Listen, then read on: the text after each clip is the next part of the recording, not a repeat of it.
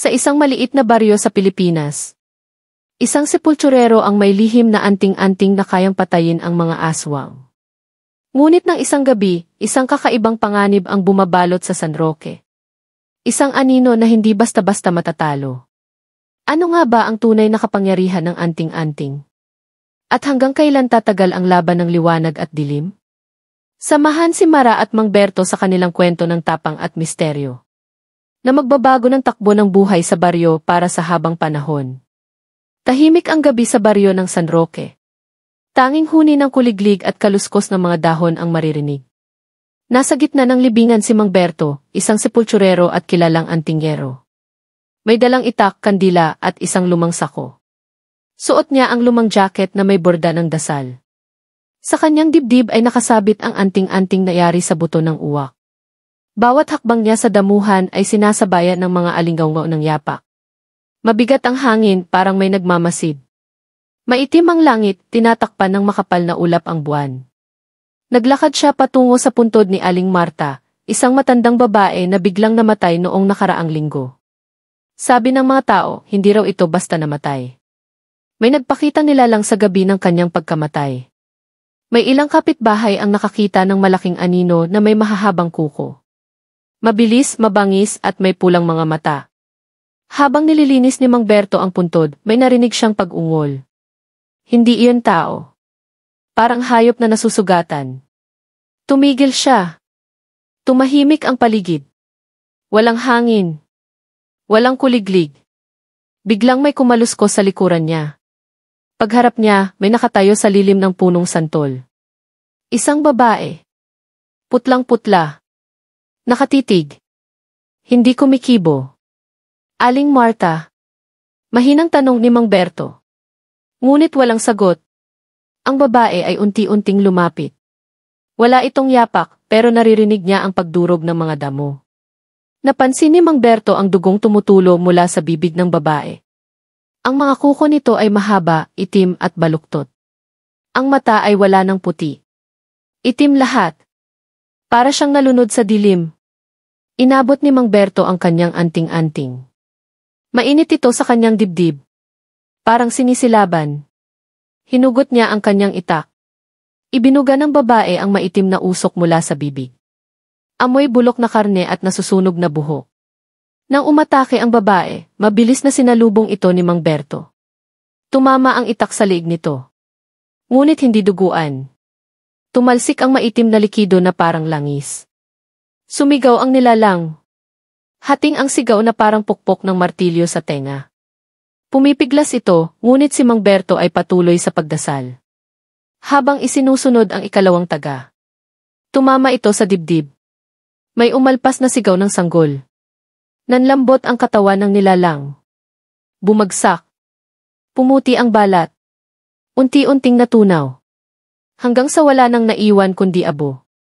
Humihingal si Mang Berto. Basang-basa ng pawis. Nanginginig ang kanyang kamay. Ngunit nanatili siyang nakatayo. Sa lupa kung saan bumagsak ang nilalang, may natirang amuletong hugis pusod ng sanggol. Kinuha niya ito dahan-dahan. Mainit pa. At muling nagdasal. Binalikan niya ang puntod. Isinuksok sa ilalim ng krus ang bagong anting-anting. Bago tumalikod, narinig niyang may bumulong. Mababa, pabulong, ngunit malinaw. Hindi pa tapos. Lumamig ang hangin. Tumindig ang balahibo ni Mang Berto. At sa di kalayuan, may kumislot na anino sa ilalim ng isang lumang nitso. Mabilis na tumingin si Mang Berto sa direksyon ng anino. May mahabang kamay na dahan-dahang umaahon mula sa likod ng nitso. Ang mga kuko nito ay humahagod sa semento, nag-iiwan ng bakas. Lumabas ang kalahating katawan. Isang nilalang na baluktot ang katawan, may balahibong kasing itim ng uling. Ang bibig nito ay punong-puno ng matutulis na ngipin. Nakangisi. Naglalaway. May mga mata itong naglalagablab sa pula. Hindi ito ang aswang na napatay niya kanina. Ito ay mas malaki. Mas matanda. Mas mabangis. Anak niya di. Mahinang bulong ni Mang Berto sa sarili. Muling inabot ang kanyang itak. Ngunit ngayon ay parang mabigat ito. Parang ayaw gumalaw ang kanyang mga braso. Lumalapit ang nilalang. Dahan-dahan parang alam nito na wala nang tatakas. Umihip ang malamig na hangin. Pumailan lang ang amoy ng dugo at bulok na laman. Muling tinawag ni Mang Berto ang bisa ng kanyang anting-anting. Pero hindi ito umiinit. Wala itong sagot. Tahimik. Tumingin siya sa langit. Walang buwan. Walang bituin. Parang isinara ng langit ang kanyang dasal. Nang tumalon ang nilalang, tumilapon si Mang Berto sa lapida. Tumama ang ulo niya. Dumaan ang liwanag sa kanyang paningin. Nagdilim. Ngunit bago siya tuluyang mawalan ng malay, narinig niya ang boses ng isang bata. Malinaw. Buong buo. Hindi pa tapos, Mang Berto. Pagdilat ng kanyang mga mata, wala na ang nilalang. Wala na ang anino. Tahimik muli ang paligid. Ngunit nasa kanyang kamay ang bagong anting-anting. Yari sa buto, balat at tali ng buhok ng sanggol. At sa kanyang dibdib, muling uminit ang kanyang lumang anting-anting. Mas mainit kaysa dati. Tanda ng bagong laban. Tanda ng mas matinding panganib na paparating. Tumayo si Mang Berto, nanginginig ang tuhod. Tinitigan niya ang anting-anting na bagong ukit sa kanyang palad. Umiinit ito, tila may pintig ng buhay. Parang may pusong tumitibok sa loob nito. Naramdaman niyang hindi na siya nag-iisa. May mga matang nakamasid sa kanya mula sa dilim ng mga punong kahoy.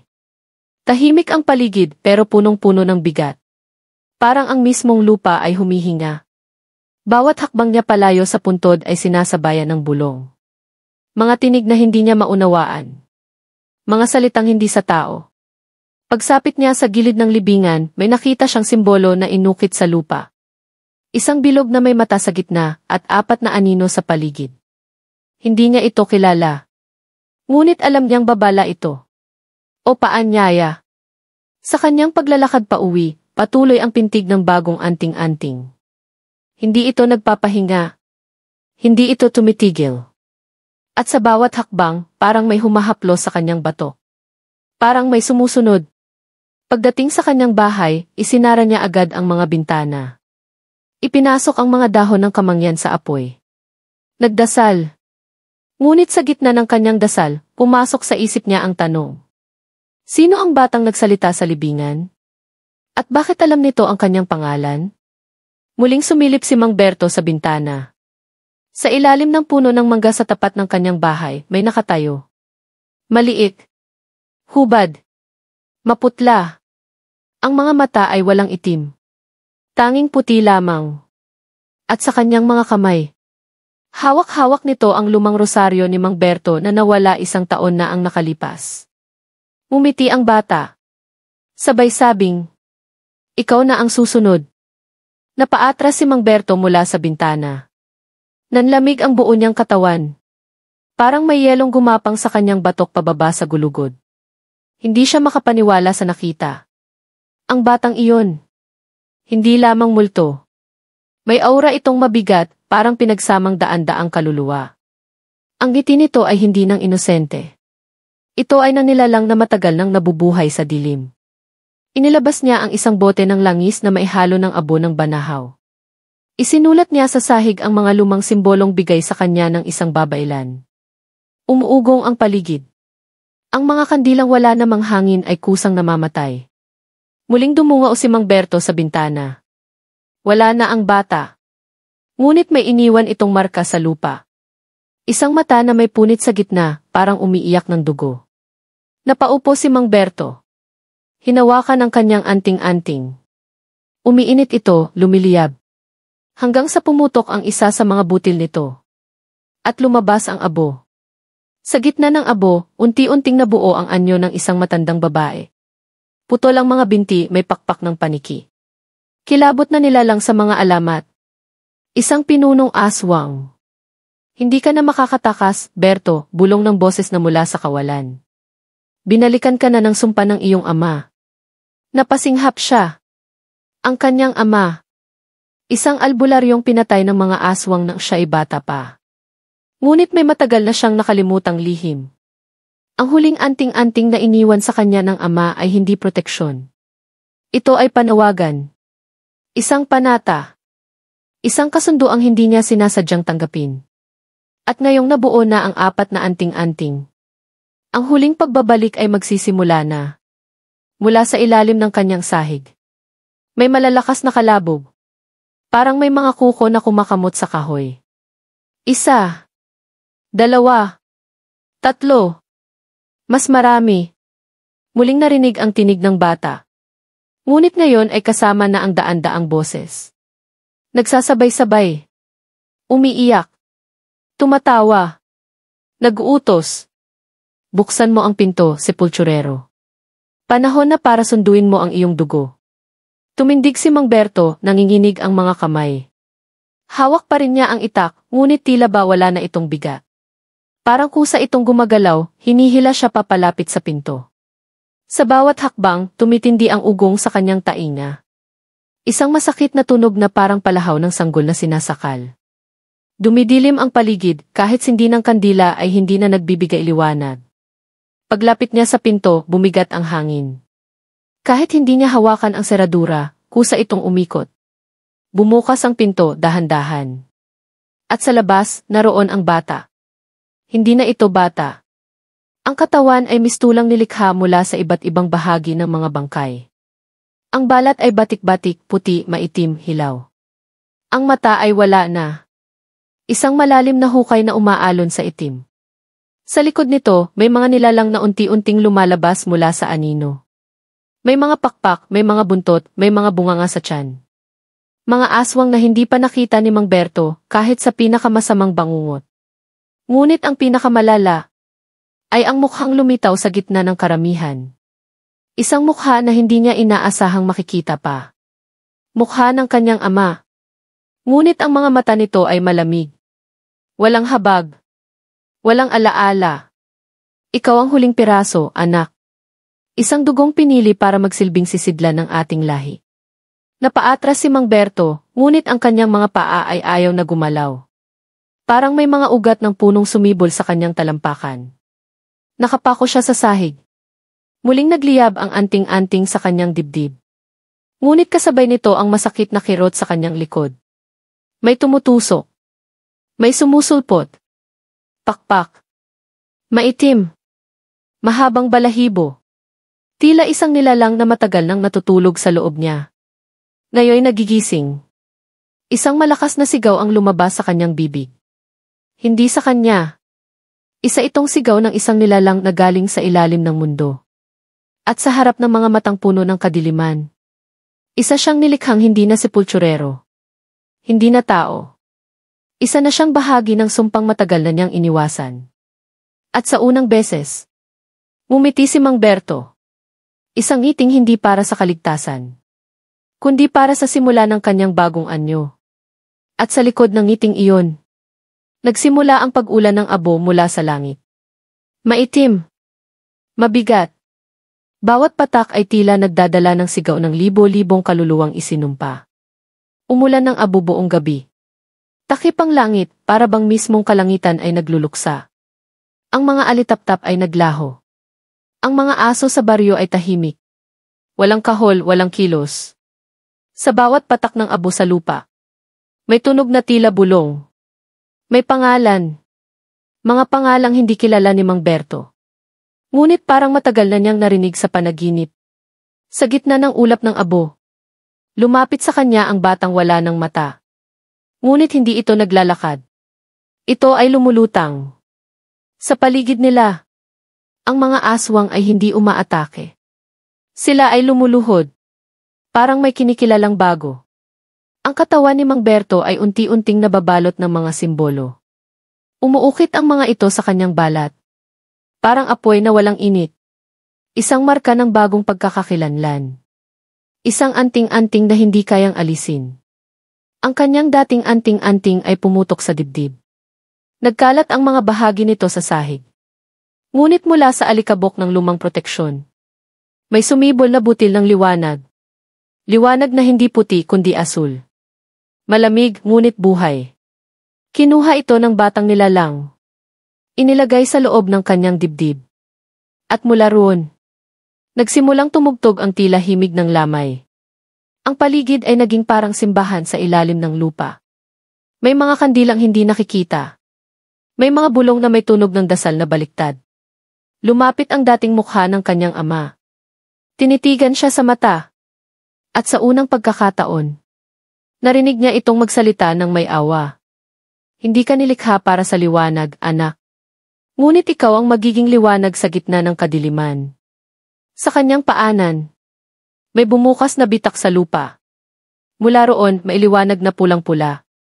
Parang puso ng bagong panganak na nilalang.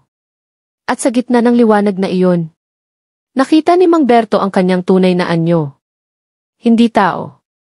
Hindi hayop. Hindi rin ganap na nilalang ng dilim. Isang tagapamagitan. Isang bantay. Isang nilikhang may kapangyarihang magtakda kung sino ang mabubuhay.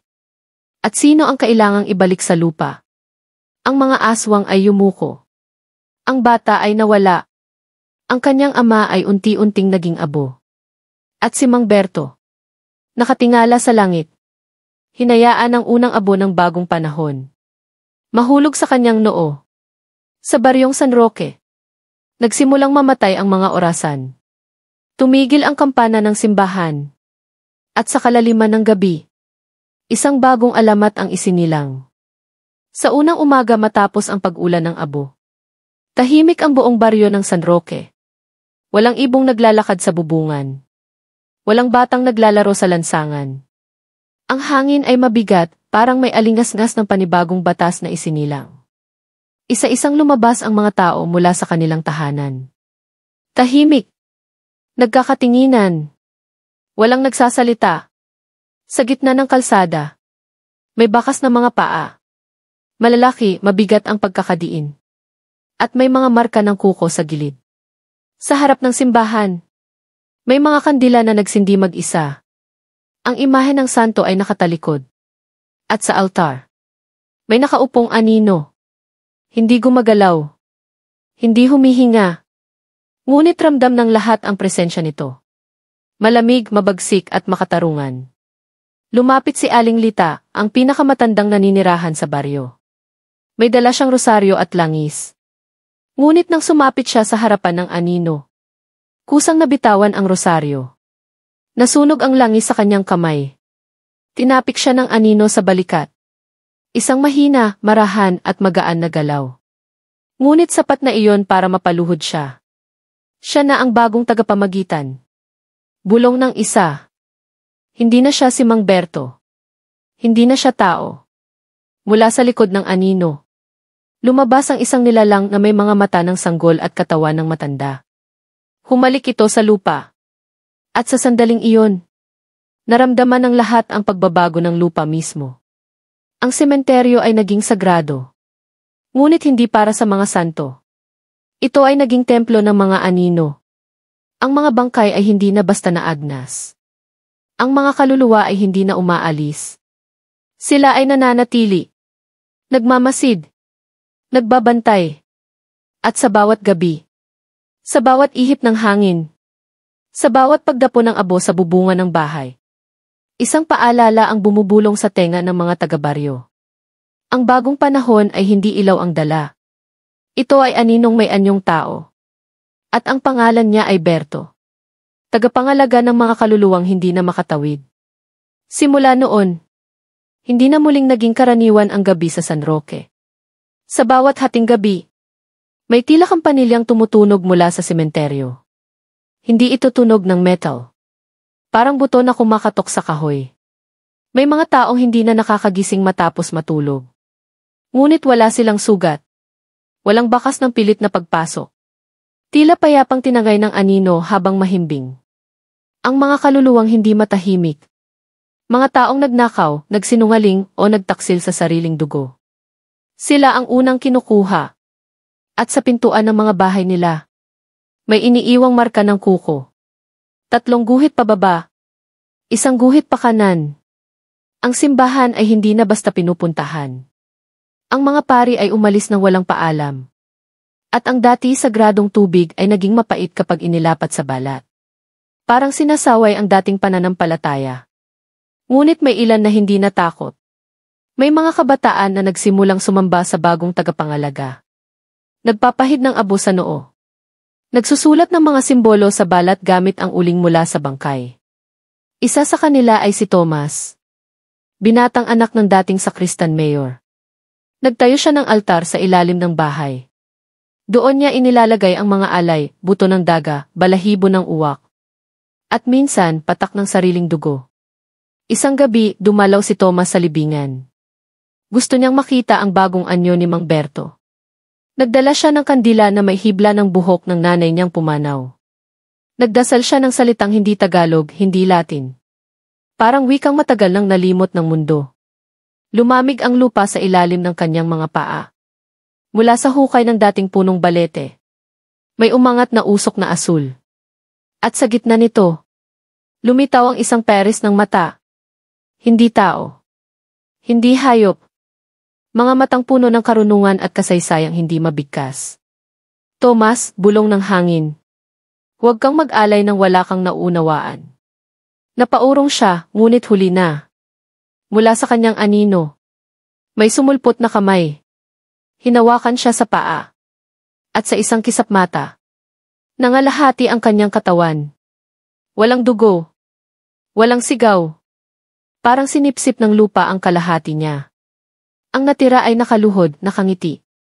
Sa sumunod na araw, isinulat sa dingding ng simbahan gamit ang uling ang mga salitang.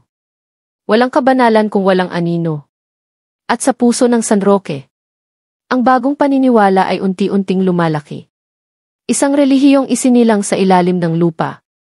Pinamumunuan ng dating sepulturero, na ngayoy tinatawag nilang ang bantay ng di makatawid. Ang gabi sa San Roque ay hindi na lamang gabi. Ito ay isang bukang liwayway ng mga lihim. Sa bawat dilim may mga mata na nagmamasid. Mga matang walang kinikilalang awa. Naging bahagi na ng araw-araw na buhay ang anino. Ang mga bata ay tinuturuan ng magbantay sa paligid. Hindi para makita ang bituin, kundi para marinig ang malamyos na bulong ng mga kaluluwa. Si Mang Berto, o ang bantay ng di makatawid, ay naglalakad sa pagitan ng mga bahay at puntod. Hindi siya nakikita ng karamihan, ngunit nararamdaman ang presensya niya sa hangin. Isang malamig na haplos na nagdudulot ng takot at pag-asa. May mga kwento na ang kanyang mga mata ay naglalabas ng apoy, na kapag tinitigan ka niya, nararama mong sinusuri ang kaluluwa mo. Hindi ka na makakatago. Ngunit may isang lihim na hindi alam ng marami. Na kahit siya ay naging tagapamagitan, ang kanyang puso ay nananatiling tao pa rin. Sa bawat gabi bago siya maglakad, pumupunta siya sa puntod ng kanyang ama. Doon, tahimik niyang pinipikit ang mga mata at nagdarasal.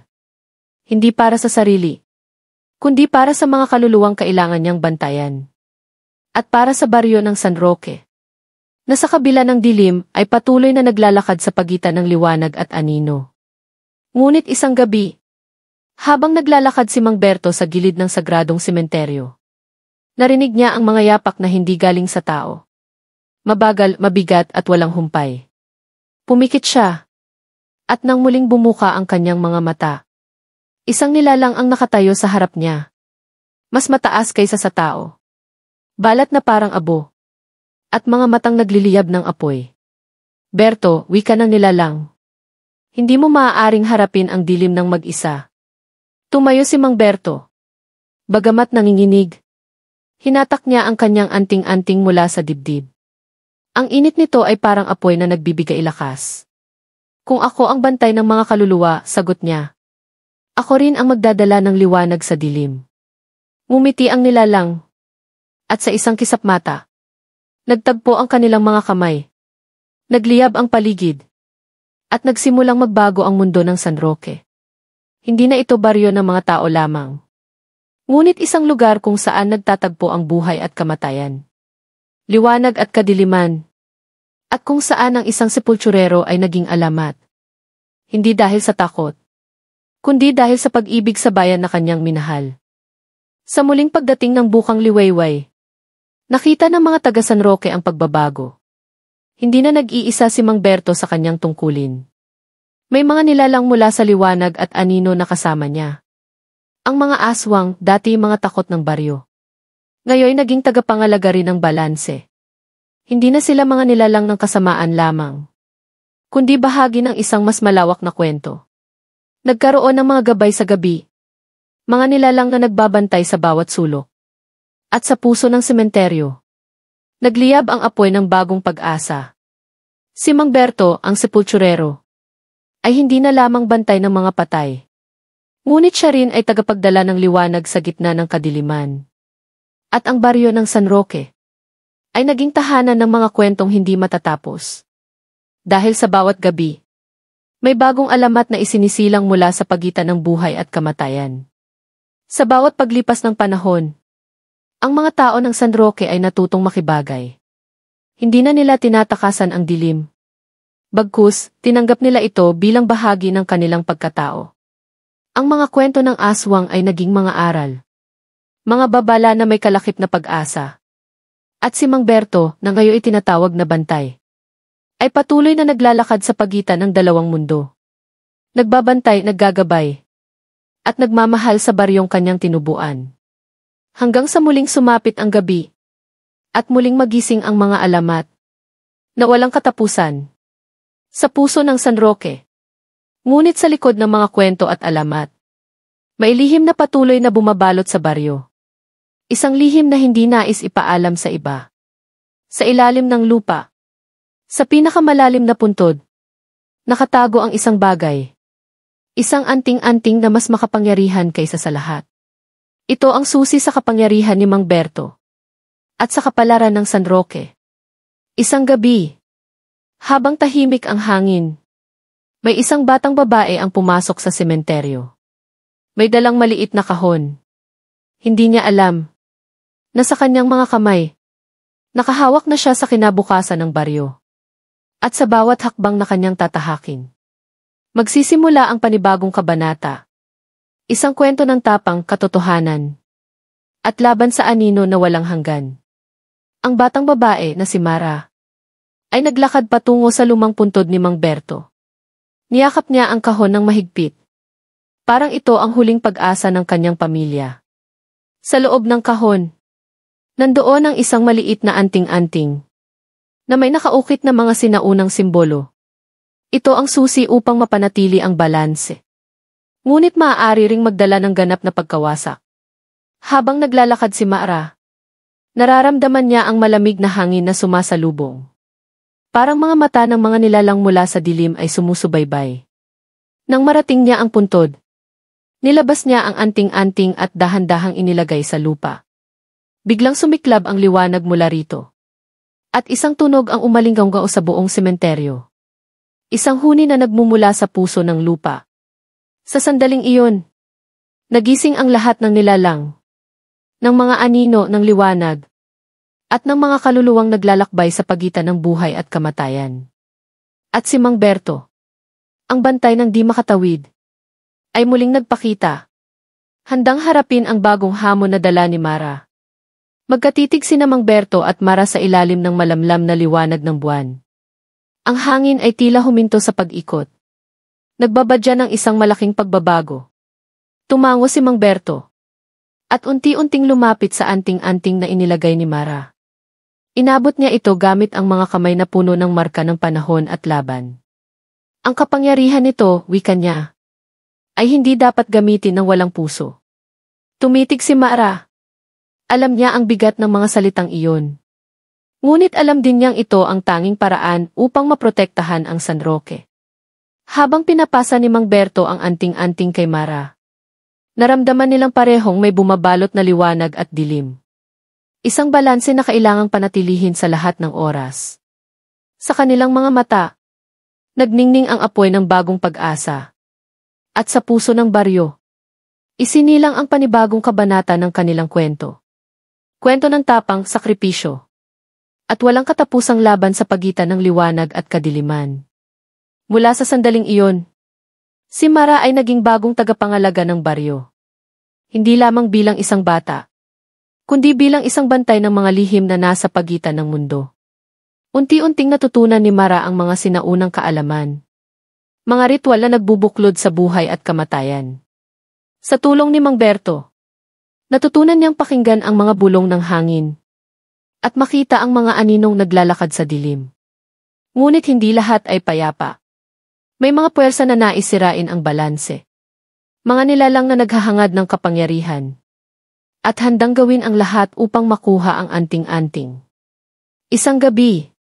Habang tahimik ang buong baryo, nagsimulang mag-alulong ang mga aso. At sumalubong ang isang malakas na hangin na may dala ng kapahamakan. Si Mara, kasama si Mang Berto, ay naghanda para sa isang laban na magpapasya sa kapalaran ng San Roque. Isang laban na maglalagay sa kanila sa harap ng anino ng kasaysayan.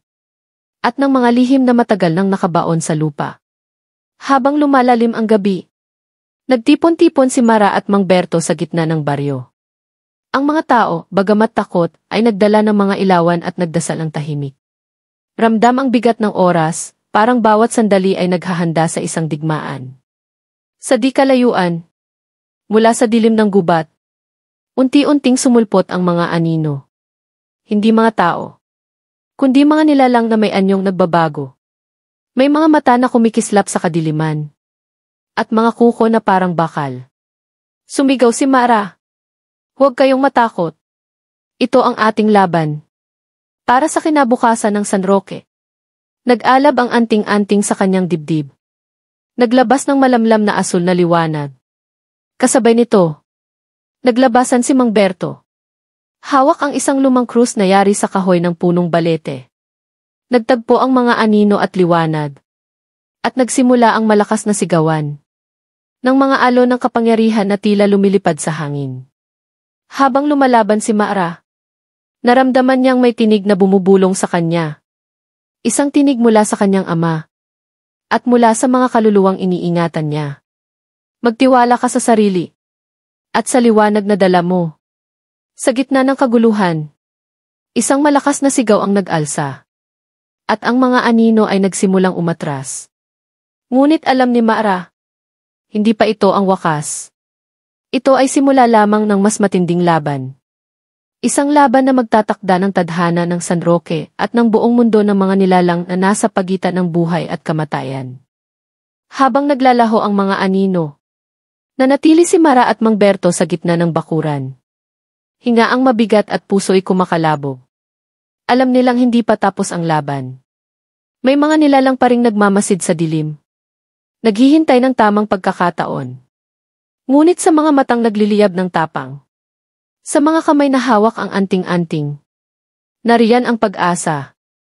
Isang pag-asa na kahit sa gitna ng kadiliman. Mailiwanag na hindi kailanman mamamatay. At sa puso ng San Roque, nakatayo ang dalawang tagapangalaga. Si Mara ang bagong bantay. At si Mang Berto ang sepulturero na naging alamat. Magkasama silang magbabantay. Hanggang sa muling bumalik ang dilim. At muling sumiklab ang kwento ng buhay kamatayan. At ang walang hanggang laban sa pagitan ng liwanag at anino.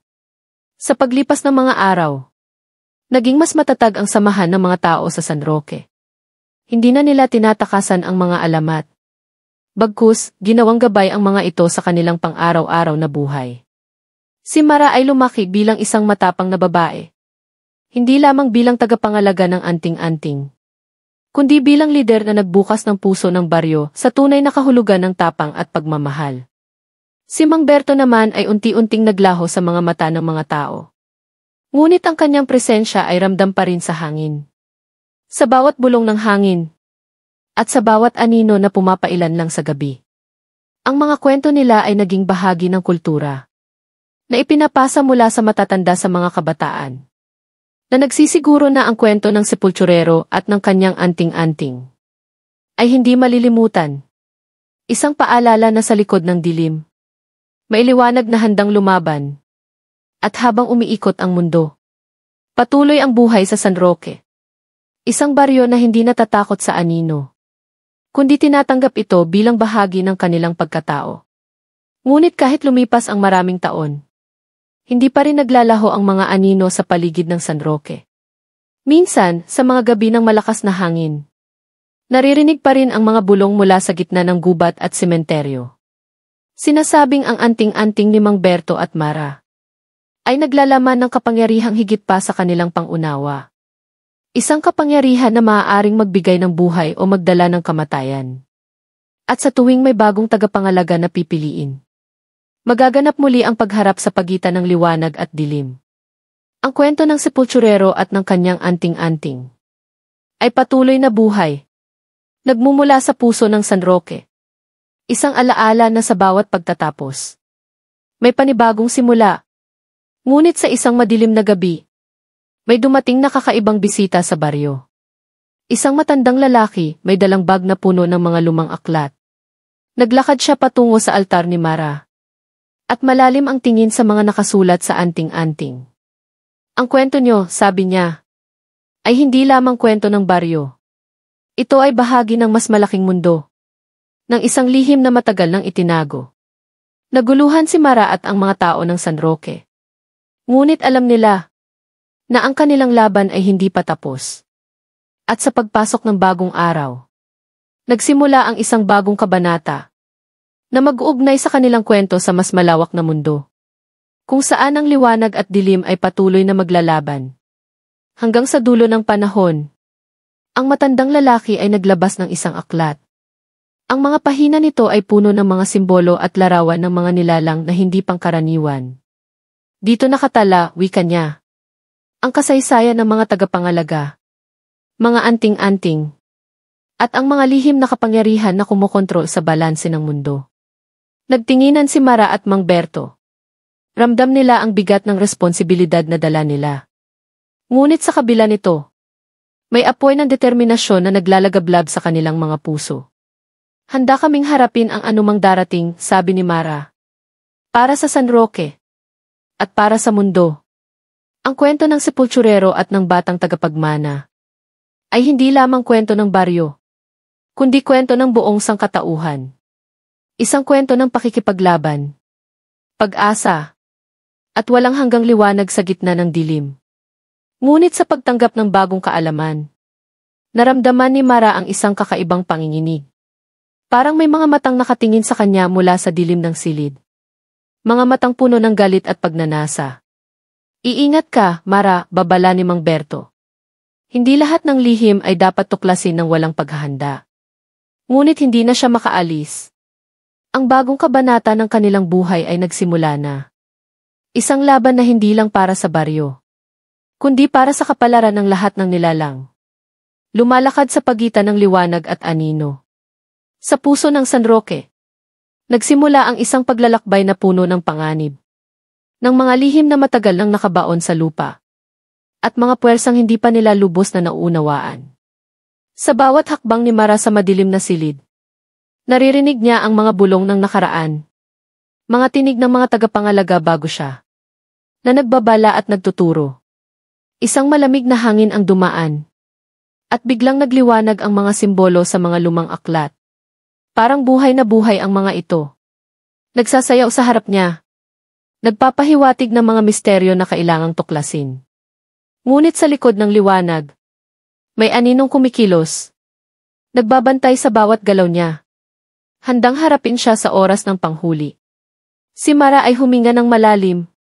Tinanggap ang takot at determinasyon na kaakibat ng kanyang tungkulin. Sa puso niya, alam niyang hindi siya nag-iisa. Kasama niya si Mang Berto. At ang mga espiritu ng San Roque, na patuloy na nagbabantay sa pagitan ng liwanag at kadiliman. Isang gabi, habang si Mara ay nag-aaral ng mga sinaunang aklat, may narinig siyang mahina, ngunit matinis na tunog mula sa labas. Parang mga yabag ng mga nilalang na hindi tao, na lumalapit ng dahan-dahan sa bahay nila. Nagmadaling lumabas si Mara. Hawak ang anting-anting ng mahigpit. Nakita niya ang mga anino na tila nagmumula sa ilalim ng lupa. Dumadaloy sa hangin at bumabalot sa buong baryo. Tumakbo siya patungo sa sentro ng San Roque. Doon kung saan nakatayo si Mang Berto, na naghanda na para sa muling pagsubok. Handa ka na ba, Mara? Tanong ni Mang Berto. Habang nakatingin sa mga anino na papalapit. Hindi ko alam kung ano ang haharapin natin, sagot ni Mara. Ngunit handa akong ipaglaban ang baryo at ang lahat ng mahal ko. Sa pagitan ng liwanag ng buwan at dilim ng gabi, nagsimula ang kanilang pinakamalalim na laban. Isang laban na magtatakda kung sino ang mamamayani. Sa mundo ng mga tao at mga nilalang ng anino. Ang mga anino ay dumilim ng mas lalo. Parang mga ulupong na nag-umpugang lumipad sa hangin. Nagsimula silang pumaligot sa paligid ni Mara at Mang Berto. Parang mga multo na naghahanap ng biktima. Hawak ni Mara ang anting-anting ng mahigpit. Isang liwanag ang lumabas mula rito. Sumiklab at kumalat, na para bang nagbabantay sa kanila mula sa paglusob ng kadiliman. Sumigaw si Mang Berto. Gamitin ang lakas ng puso mo, Mara. Hindi ito laban ng katawan kundi ng kaluluwa. Nararamdaman ni Mara ang init na nagmumula sa kanyang dibdib. Ang kapangyarihan ng anting-anting ay dumadaloy sa kanyang ugat. Lumaban siya ng buong tapang. Ang kanyang sigaw ay umalinggaw sa buong baryo. Habang ang liwanag at dilim ay nagsasayaw sa bawat sandali. Ngunit, sa kabila ng kanyang lakas, may isang anino ang lumitaw na higit pa sa lahat. Isang nilalang na tila gawa sa mismong kadiliman, na may ngiti ng kasamaan sa kanyang mga labi. Ang nilalang ay dahan-dahang lumapit kay Mara. Ang mga mata nito ay walang buhay, ngunit puno ng galit at kasamaan. Tumayo si Mara. Hindi inatras ang kanyang dibdib. Habang ang anting-anting ay nagliliwanag ng mas maliwanag. Hindi mo kami matatalo, sigaw niya. Dahil ang liwanag ng San Roque ay hindi kailanman mawawala. Ngunit ang nilalang ay ngumiti ng mas malupit. At biglang sumiklab ang dilim sa paligid nila. Tila bumalot sa puso ni Mara. Pinipigilan ang liwanag mula sa kanyang anting-anting. Pakiramdam niya ay parang siya ilulupigin. Ngunit sa huling sandali, isang malakas na tunog ang sumabog mula sa hangin. Si Mang Berto, gamit ang kanyang kahoy na krus, ay lumusob sa nilalang. Nagdulot ng liwanag na pumutol sa dilim. Ngunit alam nilang hindi ito ang wakas, kundi simula pa lamang ng tunay na digmaan. Habang naglalaban sina Mang Berto at ang nilalang, si Mara ay nanatiling nakatayo. Pinipilit pigilin ang pagkalat ng dilim sa kanyang puso. Nararamdaman niya ang bawat galaw ng anting-anting. Parang may buhay na bumabalik sa kanyang katawan. Sa gitna ng laban, isang malakas na liwanag ang sumabog mula sa anting-anting, na nagdulot ng liwanag na bumalot sa buong baryo. Ang mga anino ay napilitang umatras. Ang mga nilalang ng kadiliman ay nawalan ng lakas. Ngunit bago tuluyang mawala, ang nilalang na kanilang hinarap ay nagpaalala ng isang babala. Hindi ito ang huli nyo, sabi nito. Ang dilim ay palaging babalik. Si Mara at Mang Berto ay nagtinginan. Alam nila na ang kanilang laban ay walang katapusan. Ngunit sa puso nila, nananatili ang apoy ng pag-asa. Na kahit sa pinakamadilim na gabi, may liwanag na hindi kailanman mawawala. Sa paglipas ng mga araw, bumalik ang katahimikan sa San Roque. Ngunit si Mara ay hindi na muling naging katulad ng dati. Ang kanyang mga mata ay naglalaman ng mga kwento ng laban. At ang kanyang puso ay puno ng tapang at determinasyon. Siya ang bagong bantay. Tagapangalaga ng anting-anting at tagapagtanggol ng baryo. Kasama si Mang Berto, na unti-unting bumabalik sa mga alaala at kwento ng nakaraan. Ang San Roque ay naging mas malakas. Hindi dahil sa kakayahan ng isa, kundi dahil sa pagkakaisa ng buong komunidad. Sa bawat gabi, ang mga bituin sa langit ay tila nagliliwanag ng mas maliwanag. Parang pagbati at paalala, na sa bawat dilim, may ilaw na patuloy na naglalakbay, nagbibigay ng pag-asa, at nagpapatibay sa puso ng bawat tao. Ngunit sa kabila ng kapayapaan, may mga anino pa ring nagtatago sa malalayong sulok ng gubat. Mga anino na naghihintay ng pagkakataon upang muling sumulpot at sirain ang katahimikan.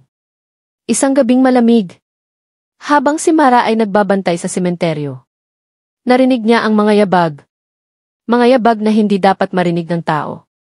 Dahan-dahang nilapitan niya ang pinanggagalingan, at nakita ang isang kakaibang nilalang. May mga mata na naglalagablab, at mukha na hindi maipaliwanag ng isip. Ito ang simula ng panibagong kabanata. Isang laban na mas matindi pa kaysa dati. Kung saan si Mara ay kakailanganing gamitin ang lahat ng kanyang tapang. At ang kapangyarihan ng anting-anting. Upang ipagtanggol ang San Roque. At ang lahat ng mahal niya. Sa gitna ng dilim, Tumindig si Mara ng buong tapang. Hawak ang anting-anting na kumikislap. Ipinakita niya ang liwanag ng kanyang puso at paniniwala. Ang nilalang ay nagulat sa lakas ng kanyang loob. At unti-unting napawi ang mga matang naglalagablab. Sa huling sandali, ang gabi ay napuno ng katahimikan. Na para bang huminga ang buong San Roque. Si Mara ay nagbalik sa baryo. Hindi lamang bilang tagapangalaga ng anting-anting, kundi bilang simbolo ng pag-asa at lakas ng kanyang mga tao. Ang kwento ng sepulturero at ng batang tagapagmana ay nagtapos sa isang paalala na kahit gaano man kadilim ang paligid, ang liwanag ng tapang, pagmamahal at pagkakaisa ay laging magwawagi. At sa puso ng San Roque, ang alamat ay patuloy na buhay. Isang gabay sa mga susunod pang henerasyon na magpapatuloy sa walang katapusang laban ng liwanag laban sa anino.